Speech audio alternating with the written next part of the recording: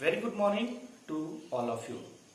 +1 commerce section के accountancy subject में आपका स्वागत है। डियर स्टूडेंट्स, अब तक हमने आपको बताया कि खाता बही एक ऐसी पुस्तक होती है जिसमें किसी भी व्यवसाय से संबंधित सभी खाते, चाहे वो व्यक्तिगत खाते हैं, वास्तविक खाते हैं या अवास्तविक खाते हैं, उन्हें अलग अलग बनाया जाता है और उनमें उनसे संबंधित सभी लेन देनों को एक ही जगह जो है वो रिकॉर्ड किया जाता है। फिर हमने आपको लेजर अकाउंट का फॉर्मेट, प्रारूप और जब हम पोस्टिंग करते हैं उसमें कौन कौन सी बातें हम ध्यान में रखते हैं, ये हमने पढ़ा। आज की वीडियो में हम एक क्वेश्चन की सहायता से समझेंगे कि रोजनामचा में जर्नल एंट्रियां करने के बाद खाता बही में अलग अलग खातों में पोस्टिंग किस प्रकार करते हैं। तो सबसे पहले हम जर्नल एंट्रीज करेंगे, उसके बाद हम खाता बही में जो भी अकाउंट्स होंगे उन्हें अलग अलग बनाएंगे। ठीक है, तो जर्नल हम सबसे पहले बनाते हैं। तो जैसे कि आपको पता है कि जर्नल का फॉर्मेट हमारे पास होता है date, particulars, ledger folio, debit amount और क्रेडिट अमाउंट। तो हमारे पास जैसे कि क्वेश्चन है, sold goods to x, x को माल बेचा।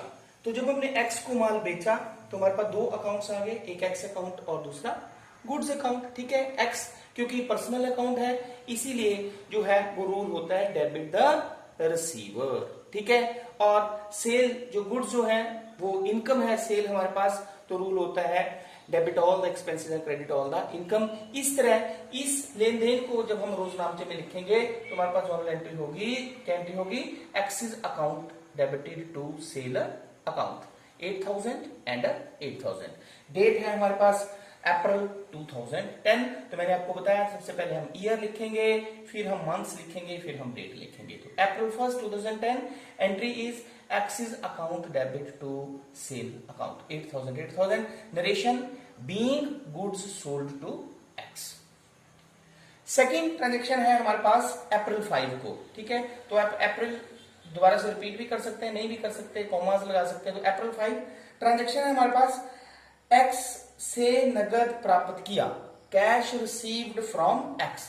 तो जब एक्स से हमें नगद प्राप्त किया तो इस केस में हमारे पास जो है वो एक कैश अकाउंट हुआ और दूसरा कौन सा हुआ, एक्स अकाउंट। क्योंकि कैश अकाउंट एक रियल अकाउंट है इसलिए रूल हमारे पास लगेगा डेबिट व्हाट कम्स इन और क्रेडिट व्हाट गोज आउट। ठीक है, और एक्स पर्सनल अकाउंट है इसलिए debit the receiver credit the giver. इसलिए इस लेन देन को हम रोजनामचा में कैसे लिखेंगे, cash account debit to x account. ठीक है, 3000 एंड 3000। नरेशन हम लिख सकते हैं for cash received from x. Next transaction है हमारे पास अप्रैल 8 को, एक्स ने माल वापस किया, गुड्स रिटर्न्ड बाय एक्स। तो April 8 goods returned by x. तो इस केस में हमारे पास जो है वो एक, क्योंकि एक्स को हमने पहले गुड्स बेची थी तो एक सेल्स रिटर्न हो गया, दूसरा एक्स हो गया। ठीक है, तो एक्स क्योंकि पर्सनल अकाउंट है और रूल है debit the receiver credit the giver. तो एक्स जो है वो गिवर हुआ क्योंकि वो गुड्स को वापिस कर रहा है। और दूसरा अकाउंट है हमारे पास सेल्स रिटर्न। ठीक है, तो सेल्स रिटर्न अकाउंट हमारे पास डेबिट हो जाएगा और जो है एक्स अकाउंट हमारे पास क्रेडिट हो जाएगा। तो 200 की गुड्स वापस की गई तो 200 डेबिट में, 200 क्रेडिट में। नरेशन हम लिखेंगे फॉर या being goods returned by X. Next April 8 के बाद है हमारे पास अप्रैल 10, वाई से माल खरीदा, परचेज गुड्स फ्रॉम बाई। ठीक है, तो इस केस में एक परचेज अकाउंट हुआ, एक वाई अकाउंट हुआ। परचेज अकाउंट क्योंकि खर्चा है इसलिए nominal account debit all the expenses and credit all the incomes. Y क्योंकि पर्सनल अकाउंट है debit the receiver credit the giver. तो जब हमने वाई से माल खरीदा तो वाई इज गिवर हुआ, तो वाई को हम क्रेडिट करेंगे और परचेज को हम डेबिट करेंगे।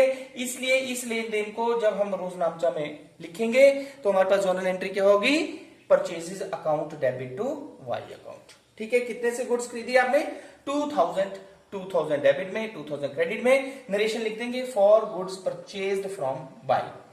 नेक्स्ट है आपके पास 20 अप्रैल को वाई को भुगतान किया, पेड टू वाई। तो जब वाई को भुगतान किया, वाई को पैसे दिए, तो दो खाते हुए, एक वाई अकाउंट और दूसरा कैश अकाउंट। क्योंकि वाई एक पर्सनल अकाउंट है, इसलिए रूल जो है हमारे पास debit the receiver credit the giver, इसलिए वाई को हम डेबिट कर देंगे। और कैश क्योंकि रियल अकाउंट है और रियल अकाउंट का rule of debit and credit है, debit what comes in, credit what goes out. तो जब वाई को पेमेंट की तो कैश गोज आउट हुआ, इसलिए एंट्री होगी y account debit to cash account. Narration is for cash paid to y 1500।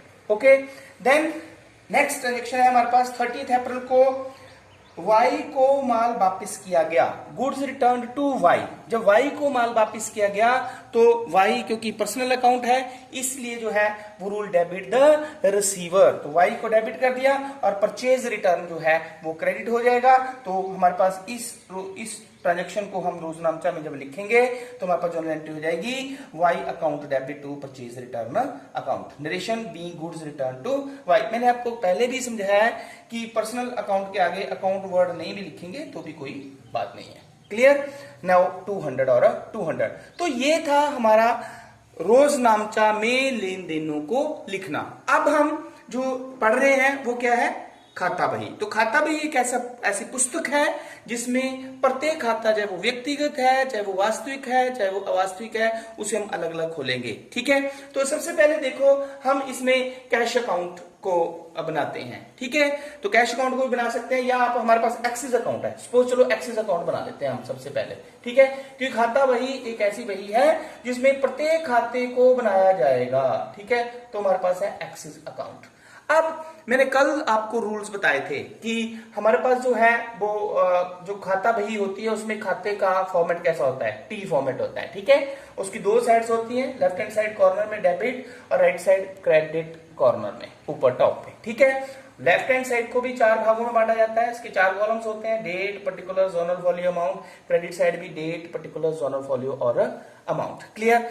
अब सबसे इंपॉर्टेंट बात जो मैंने कल आपको बताया था कि जिस खाते में हम पोस्टिंग कर रहे हैं, हम किस खाते में पोस्टिंग कर रहे हैं? किसका खाता बना रहे हैं हम? Axis account. अगर उस खाते को रोजनामचा में क्या किया गया है? डेबिट। क्या किया गया है? ये डेबिट किया गया है। तो पोस्टिंग भी किस साइड करेंगे? डेबिट साइड करेंगे। और डेबिट के साइड मैंने आपको बताया था पोस्टिंग करते समय क्या लिखेंगे? टू। किस डेट को की है ट्रांजेक्शन? अप्रैल 10 2010 अप्रैल 1। ठीक है, टू।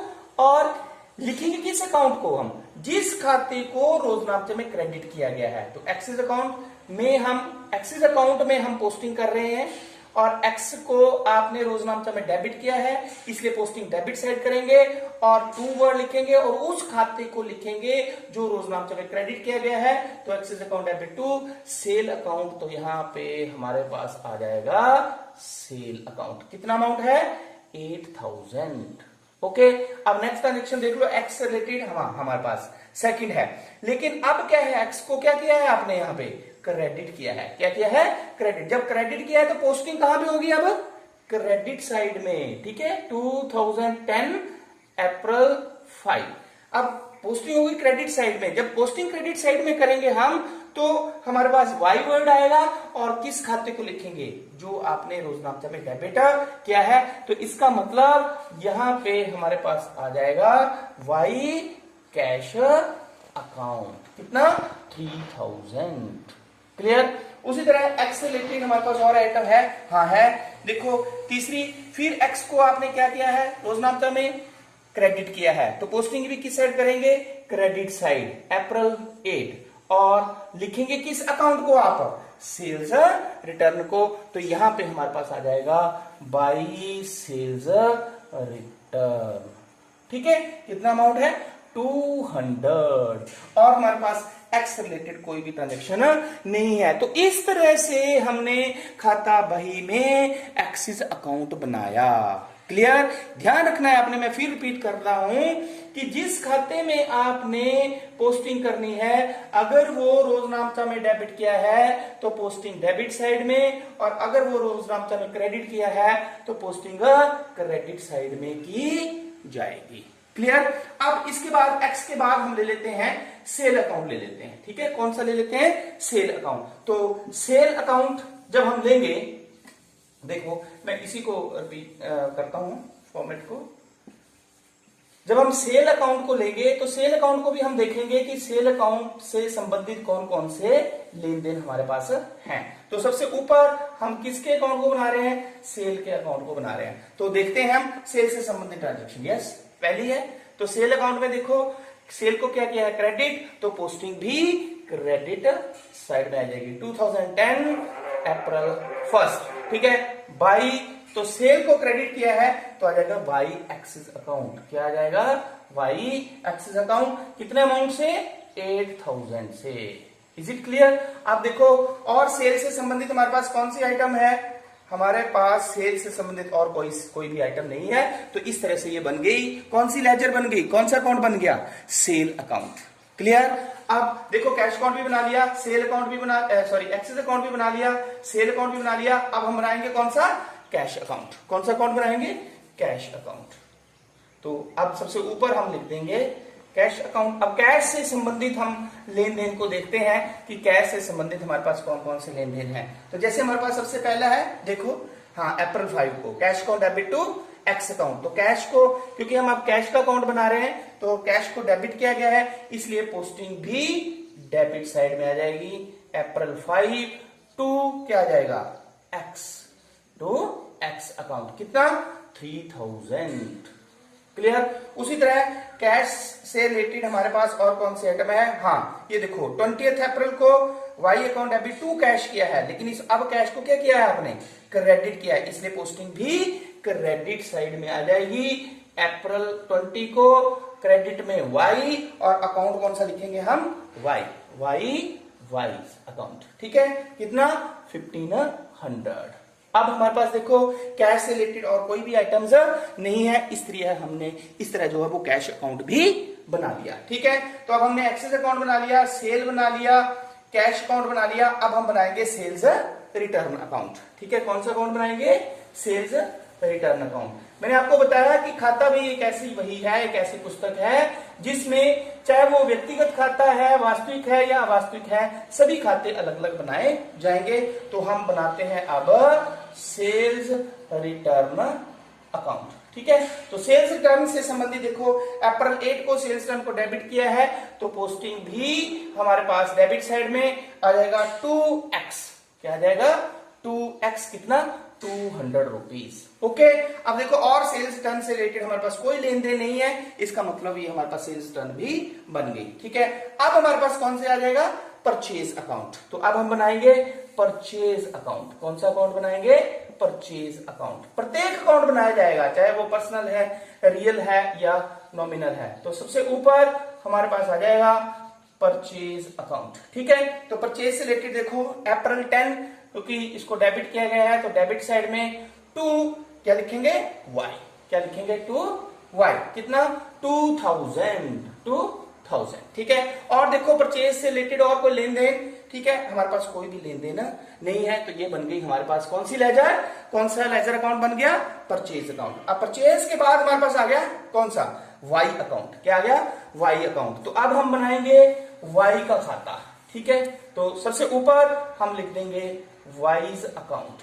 ठीक है, तो वाइज अकाउंट से वाई से रिलेटेड सभी लेन देन इसमें लिखेंगे। तो देखो सबसे पहले हमारे पास आ गया अप्रैल 10 को, लेकिन वाई को क्या किया है आपने, क्रेडिट किया है। क्या किया है, क्रेडिट। तो अप्रैल 10 जब क्रेडिट करेंगे तो वाई, अब वाई परचेजेस अकाउंट। क्या आ जाएगा हमारे पास, वाई परचेज अकाउंट। कितना, 2000। ठीक है, और देखो हमारे पास वाई से रिलेटेड आइटम्स है, y account debit to cash, लेकिन इस लेन देन में वाई को क्या आपने किया है, डेबिट। ठीक है, तो अप्रैल 22 क्या आ जाएगा, कैश अकाउंट। क्या आ जाएगा, to cash account 1500। Okay, then 30th को है y account debit to purchase return, तो फिर आ जाएगा हमारे पास 30th को टू परचेज रिटर्न अकाउंट। कितना, 200। तो इस तरह से बन गई हमारे पास वाई की लेजर। कौन सी बन गई, वाई की लेजर। Is it clear. तो अब हमारे पास कैश की बन गई, परचेज की बन गई, वाई की बन गई। ठीक है, कैश की अब बन गई हमारे पास परचेज रिटर्न अकाउंट। कौन सा अकाउंट रह गया हमारे पास, परचेज रिटर्न अकाउंट। तो परचेज रिटर्न की भी हम बना लेते हैं। खाता बही में प्रत्येक खाता बनाया जाएगा, चाहे वो पर्सनल है, चाहे वो रियल है, चाहे वो नॉमिनल है। क्लियर?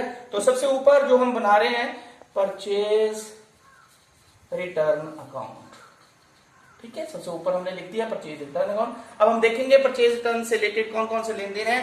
तो हमारा परचेज रिटर्न से रिलेटेड एक ही है, देखो अप्रैल 30 को परचेज रिटर्न को क्रेडिट किया गया है, इसका मतलब जो है वो पोस्टिंग भी क्रेडिट साइड में होगी। अप्रैल 30 ये आ जाएगा हमारे पास वाई वाइज अकाउंट। क्लियर? व्यक्तिगत खाते के आगे अकाउंट लिखें, अकाउंट वर्ड लिख भी सकते हैं, नहीं भी लिख सकते हैं, तो ये आ गया हमारे पास 200। तो इस तरह से आपने देखा कि हमने पहले जर्नल एंट्रीज की और जर्नल एंट्री से फिर हमने जो है वो खाता बही में विभिन्न खातों में पोस्टिंग किस प्रकार की। तो सबसे पहले हमने एक्सेस अकाउंट बनाया, फिर सेल बनाया, फिर कैश अकाउंट बनाया, सेल्स रिटर्न अकाउंट बनाया, परचेज अकाउंट बनाया, वाई अकाउंट बनाया और फिर परचेज रिटर्न अकाउंट बनाया। तो ये हमारे पास जो है वो था posting from journal, posting from a journal. अब हमारे पास आता है कि कई बार जो है आपके पास कंपाउंड एंट्री दी गई होगी। कंपाउंड एंट्री का मतलब होता है जिसमें एक से ज्यादा अकाउंट जो है वो क्रेडिट किए होते हैं। जैसे फॉर एग्जांपल मैं यहां पे एग्जांपल एक लेता हूं, मान लो हमारे पास जर्नल एंट्री है cash account debit to sale account, cash account debit, sorry मैं दोबारा से लेता हूं यहां पे,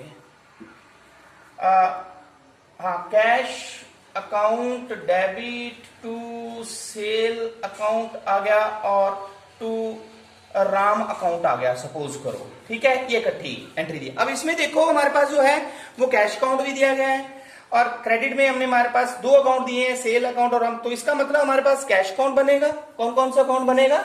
एक हमारे पास कैश अकाउंट बन जाएगा, दूसरा हमारे पास सेल अकाउंट बनेगा और तीसरा हमारे पास कौन सा अकाउंट बनेगा?